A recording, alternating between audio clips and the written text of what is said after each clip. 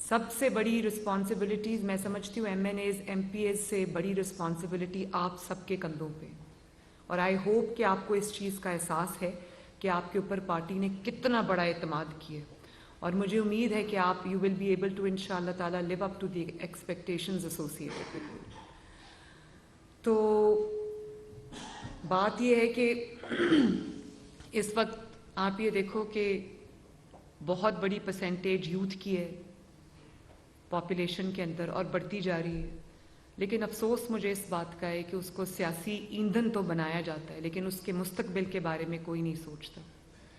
اور میں فخر کے ساتھ یہ بات کہتی ہوں کہ چاہے وہ 2013 سے پہلے شہباز شریف صاحب کا 2008 سے لے کے 2013 تک ان کی چیف منسٹرشپ کا عہد ہو، یا پھر 2013 سے لے کر 2018 تک، اگر کسی جماعت کے پاس پاکستان کی ترقی کا پلان ہے، پاکستان کی اکانومی کے لیے پلان ہے، پاکستان کی یوتھ کے لیے پلان ہے، انرجی کے لیے پلان ہے، ٹیررزم کے لیے پلان ہے، کلائمیٹ چینج کے لیے پلان ہے، تو وہ سب صرف اور صرف پاکستان مسلم لیگ نون ہے۔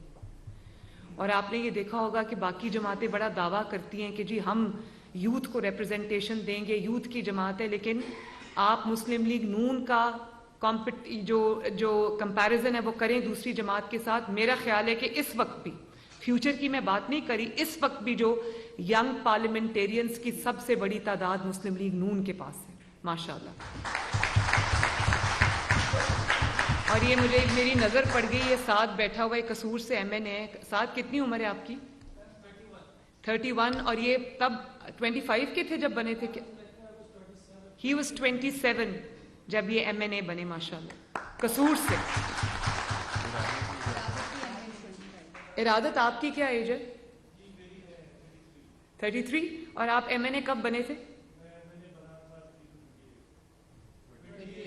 28 ایئرز میں۔ تو میرا خیال ہے کہ جتنی بڑی یوتھ کی پارلیمنٹیرینز کی تعداد پی ایم ایل این کے پاس ہے شاید کسی اور جماعت کے پاس نہیں ہے۔ شزا ہے یہ بیٹھی ہوئی یوتھ پروگرام کی جو ہیڈ ہے۔ You are? I was 25 when I first. 25 جسی ماشاءاللہ۔ ہاں یہ تو سب انکل اس طرح تو سب بیٹھے ہوئے ہیں ماشاءاللہ۔ تو بات یہ ہے کہ میں یہ چاہتی ہوں کہ یہ یہاں تک بات نہ رکے، آنے والی جو پارلیمنٹ ہو، چاہے وہ پروونشل پارلیمنٹ ہو یا وہ نیشنل پارلیمنٹ ہو، سب میں سب سے زیادہ بڑی تعداد جو ہے وہ یوتھ کی ہو۔